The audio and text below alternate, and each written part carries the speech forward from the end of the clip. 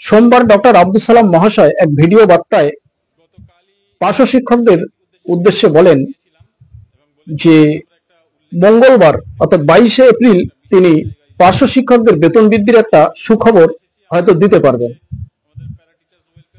আমরা জানি 20 মার্চ তিনি নবান্নে মুখ্য সচিব মনোজ পান্থের হাতে পার্শ্ব শিক্ষকদের বেতন বৃদ্ধির দাবিপত্র তুলে দিয়েছিলেন। সম্ভবত সেই দাবিপত্রের আপডেট কতটা এগোলো সেই সুখবরটাই হয়তো তিনি দিতে চেয়েছেন। তো আপনারা তার মুখেই শুনতে থাকুন তিনি মঙ্গলবার কি সুখবর তিনি দিতে পেরেছেন। তো আপনারা শুনতে থাকুন। সুধী পার্শ্ব শিক্ষক বন্ধুগণ, গতকালই আপনাদের উদ্দেশ্যে আমি ভিডিও বার্তা দিয়েছিলাম এবং বলেছিলাম যে আমরা একটা উল্লেখযোগ্য পদক্ষেপ নেওয়ার জন্য একটা বিশেষ জায়গায় যাব। আমরা সেই বিশেষ জায়গায় এসেছি। আমার সাথে রয়েছে আমাদের প্যারা টিচার্স ওয়েলফেয়ার অর্গানাইজেশনের প্রেসিডেন্ট আব্দুল হালিম এবং প্যারা টিচার্স ওয়েলফেয়ার অর্গানাইজেশনের ট্রেজারার মীর কাসেম খান। আরও অন্যান্য কর্মকর্তাদেরকেও নিয়ে আসার কথা আমি ভেবেছিলাম, কিন্তু সময় সংক্ষেপের কারণে আমরা তড়িঘড়ি করে আমরা চলে আসতে বাধ্য হয়েছি। যাই হোক, মূল বিষয়বস্তুতে আসি। আমরা যে আশা নিয়ে এসেছিলাম সে আশা 100% সফলতার পথে আছে এবং আমরা যে মিটিংটা সবেমাত্র সারলাম, মিটিংটা অবশ্যই সুফলাফলী, 100% সাকসেসফুল একটা মিটিং করলাম। এইবার চূড়ান্ত ও সর্বোচ্চ জায়গায় পৌঁছে যাওয়ার প্রচেষ্টা রয়েছে এবং আশা করছি আগামীকালই সেই জায়গায় পৌঁছে যাব।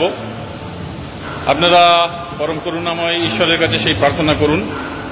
আজকেকার এই বিষয়টা তো পুরোপুরি সফল হলো এবং সুস্পষ্ট একটা বার্তা পেলাম। কোনো বার্তা আপাতত আপনাদেরকে আমি দিচ্ছি না, কারণ পরিবেশ পরিস্থিতি যে অবস্থায় চলছে আপনারা নিশ্চয়ই বুঝতে পারছেন। এই এসএসসি সংক্রান্ত যে আন্দোলন চলছে, এই আন্দোলনটা কত কঠিনভাবে দানা বাঁধতে চলেছে এবং এই নিয়ে সরকার পক্ষ যথেষ্ট চাপে রয়েছে। স্বাভাবিক, সুপ্রিম কোর্টের রায় থাকা সত্ত্বেও কিছু কিছু বিষয় স্পষ্ট না হওয়ার কারণে এই আন্দোলনটা দিনের পর দিন দানা বাঁধছে। গতকাল থেকে সেই অস্থিরতা আমরা দেখতে পাচ্ছি। তাই আপনাদের নিয়ে আমরা যে মুভমেন্ট করার কথা ছিল সেই মুভমেন্টটা করলাম।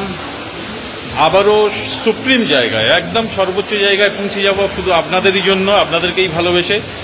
আপনাদের ভালোবাসা আমাকে পথ চলতে বাধ্য করে, আমাদের সংগঠনকে কাজ করাতে বাধ্য করে। তাই বলছি আপনারা সাথে থাকুন। আর এই পরিবেশ পরিস্থিতির কারণে যদি সামান্য কিছু বিলম্ব হয় সেটাতেও আপনারা সহমত পোষণ করবেন, কারণ দেখুন বাস্তবতার সাথে মিলিয়ে চলতে হবে, এটা স্বাভাবিক। নর্মাল ডেলিভারি ডেট যেদিন ছিল, পার্টিকুলার ওরকম ডেট ছিল না, আমি রূপক অর্থে বলছি। নর্মাল ডেলিভারি যেদিন ডেট ছিল সেদিন ডেটে যদি ডেলিভারি না হয় তো জানবেন হয়তো কোনো টিউমার বা কোনো সিস্ট বা কোনো ম্যাটার সেখানে ছিল এবং শিশু এবং প্রসূতি উভয়ই যাতে ভালোভাবে থাকে তার জন্যে বিলম্বটা হওয়া ভালো। আপনাদের ক্ষেত্রেও তেমন কিছু যদি হয় তো সেটাকে আপনারা মেনে নেবেন।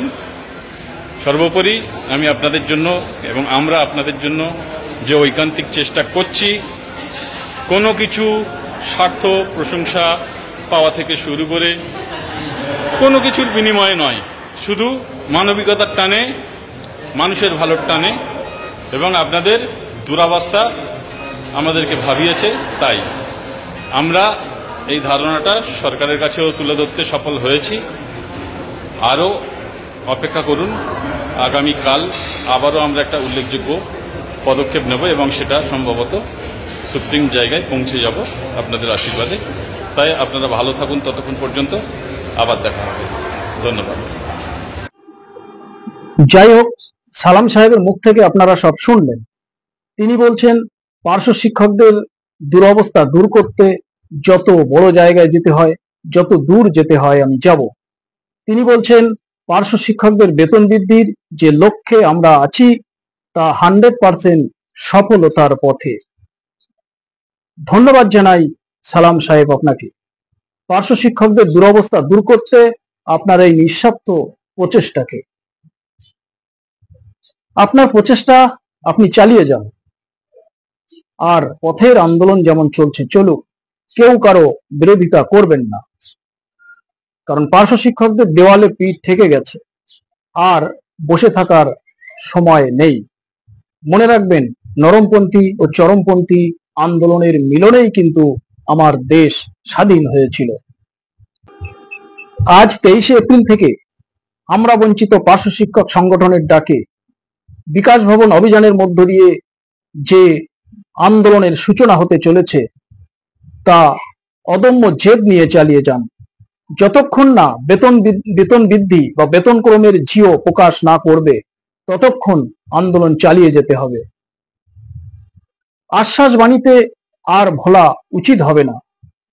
এটাই হয়তো পার্শ্ব শিক্ষকদের জীবনের শেষ সুযোগ, জীবনের মোড়টাকে ঘোরানোর জন্য। পার্শ্ব শিক্ষকরা মাসে যা বেতন বা ভাতা পান তা 10 দিনেরও বেশি চলে না, মাসের 10 তারিখের মধ্যে শেষ হয়ে যায়, এটা আমরা সকলেই জানি। সে কারণে আন্দোলনে যোগ দিতে কলকাতায় যাওয়া আসা করতে যে একটা ব্যয় সাপেক্ষ ব্যাপার আছে, সেটা সকলেরই জন্য কষ্টকর। তারপরেও সকলকে ম্যানেজ করে আন্দোলনে সামিল হতে হবে, আন্দোলনকে শক্তিশালী করার জন্য। জীবনের 80% তো চলেই গেল অতি নিম্ন বেতনে, এক প্রকার বিনে বেতনে, বিনে পয়সায় সরকারের সার্ভিস দিতে দিতে। বাকি জীবনটুকু ভালোভাবে জীবন ধারণ করার জন্য, ঘুরে দাঁড়ানোর জন্য এটাই হয়তো শেষ সময়, এটাই হয়তো শেষ সুযোগ।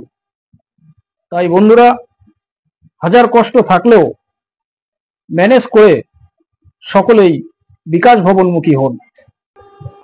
সকল পার্শ্ব শিক্ষক বন্ধুর নিকট অনুরোধ, সকলে বিকাশ ভবনমুখী হন, আন্দোলনকে শক্তিশালী করুন। বেতন বৃদ্ধির বা বেতন ক্রমের জিও হাতে না নিয়ে বাড়িতে ফিরবো না, এই প্রতিজ্ঞা করে সকলে বিকাশ ভবনের মাটিকে আঁকড়ে ধরুন। আর বন্ধু সকলে এই প্রচন্ড গরমে জলের বোতল এবং ওআরএস কাছে রাখুন এবং নিজের প্রতি খেয়াল রাখুন।